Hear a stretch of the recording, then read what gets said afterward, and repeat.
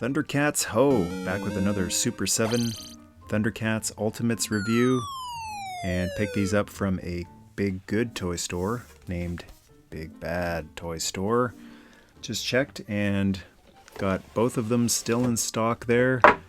Oddly, both the same price, both $54.99, even though Snarf's box is ever so slightly smaller, as well as Snarf's figure being not ever so slightly smaller. So it's odd that they're both the same price, but next two reviews on the channel are going to be these two guys. Going to start off with the Snarf. The box says Snarf. He's referred to as Snarf on the show all the time, but in the early episodes, I distinctly remember the narrator referring to him as the Snarf, which I thought made him seem a little more enigmatic as someone named Osbert can be. Nice little bio on the back there. Let's pop the box open. Got the background from the original ThunderCats LJN figures. It's always a nice touch.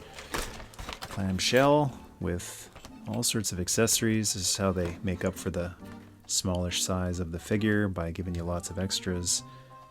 Pair of, or quartet of hands. Gotta have the candy fruit. I might try this right now. Let's take a look at the figure first. He comes installed on this stand, which gives him a little bit of height, with his tail sticking. His tail looks like it's on a joint here, which is where the alternate tail would attach. But it's attached to a clear stand. It's a cool look. Springing at the ready. Articulation is about as limited as the larger Super 7 ThunderCats figures. It doesn't really matter with Snarf because he's such a portly looking guy. So you don't really need to two-hand a sword. I'm sure he would love to two-hand a candy fruit. Look at that, he actually can. Looks like he's going for the end zone. I've got some of the food gripping hands. He's got some other hands in here. One of the hands is smaller grip to grip something like a sword, like the Sword of Omens, which is one of his accessories. Nice paint job on this, except we got a little schmutz here. Just a little bit. Other side is fine. I see that'll happen a lot with swords. Get one good side and one side with some kind of a paint issue. And he can grip the sword. He looks funny holding the sword. Off to save Lion-O again. Always getting in trouble. This is actually a really nice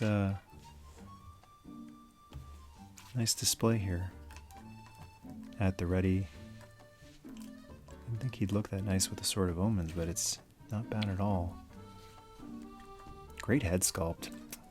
Looks like I got lucky this time. I've had some bad paint jobs on some past Super 7 figures, but you would think with 3 heads, one of them would have some kind of issue, derpy eyes, but it looks like I got lucky here. They all look great. And the Sword of Omens is meant to go in this head, in the mouth, like grip in the mouth, but you can't do it. The sword blade is too small or the mouth is too open. I guess you could try to do that. Push the handle. Yeah, you can do that. I feel like you're gonna wear the paint off the handle or the teeth if you do that. I think that looks cooler, but you would need some sticky tack in order to get it in there, stay in there. Doesn't take much. Squish it in there and doesn't look too bad. It's a display option for if you've had them out for quite a while and you want something a little bit different. Comes with the claw shield as well. And the Sword of Omens fits in perfectly. Oh, you give it a little bit of a push and it does catch in there. So you can grab onto that. Oh, oops. This hand would probably help with gripping. Perfect. It's got a purse too, which looks like you would have to remove the head, I think. Pop the head off in order to fit the bag on. There we go. It's a nice kind of rubbery material. Pops on very easily second time. And let's try this alternate tail out. Oh, by the way, I just wanted to mention how good this stand is. It's very, very sturdy. When it's in the position it's supposed to be like that, there's no knocking that over. Even if you go too far back, further than you should be, it's still pretty sturdy. And to get the alternate tail on, you have to pull it off at this point. Whoa, you got stretch marks there. Use a hairdryer before you do that.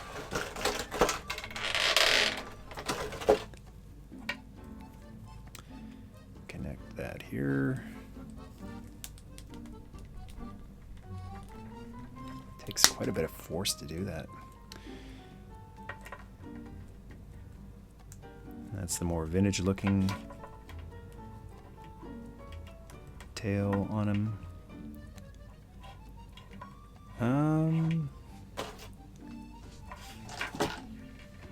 That's looks a little odd. I think it's just because I'm so used to how the original one looks. See how he's all squat. This one kind of looks like he's about to lunge forward because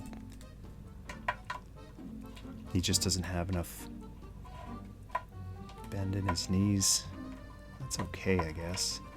If you push the tail all the way up and try to bend the knees as much as possible, you can sort of, yeah, it's pretty close.